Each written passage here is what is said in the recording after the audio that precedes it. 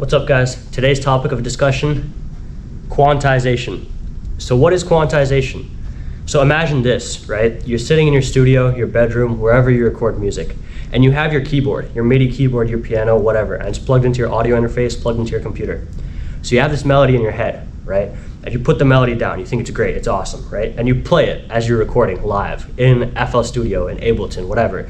For the purposes of this channel and for what I use FL Studio. So imagine you're in FL Studio and you put you have the melody, you have the layers, you put it down on the piano, you play the keys, it's awesome. You play it back after you're done recording and you missed a bunch of the timers. As you have the metronome going in the background that's keeping track of the BPM for you, it's completely off beat. You know, the melody is great, the notes are on par, they're great. It's off beat. So what is the solution to this? That is where quantization comes into play. So quantization is basically the computer itself, when you specify for it, whether you want it in 1/3, 1/4, 1/6, 1/8, 1/16, and so on and so forth, whatever sort of timing you want it on, it can realign those notes to that time measure, to that BPM, or to that bar, to that beat. So why is this important?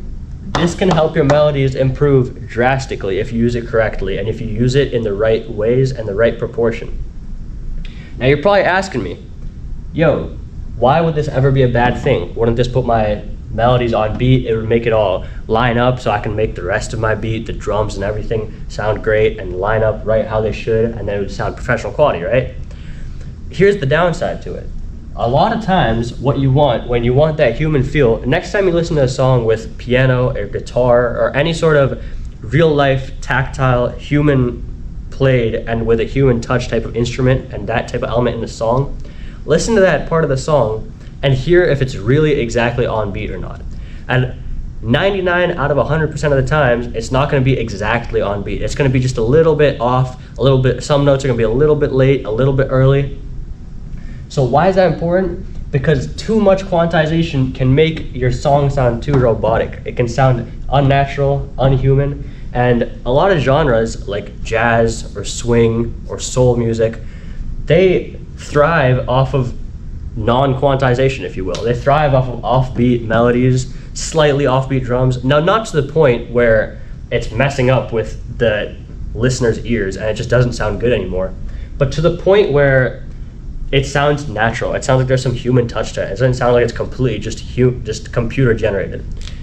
So quantization done correctly, even if it's not exactly on these beats, and this is kind of like, I've drawn like the FL Studio piano roll, if you will. If you played these notes exactly on beat, it might sound robotic, and it probably will in the long term. If this melody keeps repeating for the whole song, it's gonna start sounding robotic, and nobody's gonna wanna listen to the same melody played by a robot over and over. And I'm saying this from experience. A lot of my melodies, I used to overuse quantization, and I would send them to artists, I would send them to other producers, and I would think I had a great hit. I would think this is awesome, this is right, how I want it to be, but it's just not that way, and it doesn't work that well. So what you want to do, even if you quantize it, you want to quantize it to a limit. So there's a parameter where you can set the percentage of quantization that you want it to do. And usually in FL Studio, if you have the animations turned on, it'll show you how much it's quantizing it, how much it's moving your piano roll notes around in live time. So you don't want them to hit exactly on the line every time. You might want them one might be a little bit earlier, just a tad earlier than where the BPM hits, where the metronome keeps striking. It might not start right there, but it might end a little later. You see what I'm saying? So this is how to use quantization, and this is what quantization is for beginners and at a very basic grassroots level. Now, we can go into the science of this and how the computer calculates it and exactly what fraction of quantization is best and whatever, but at a very basic level, this is what quantization is, and this is how to use it. Don't overuse it.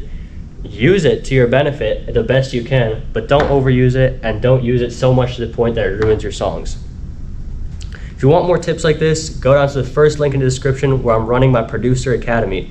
There, I'm going to teach concepts like this more in depth and at a scientific level, and Yeah, if you're producing in your bedroom and you want to get billboard placements, if you want to work with artists around the world, if you want to work with other producers, and it's your dream to monetize producing or just get into producing full time, I'm your guy. Go to the description and I'm going to be teaching everything you need to know about going from bedroom to billboard.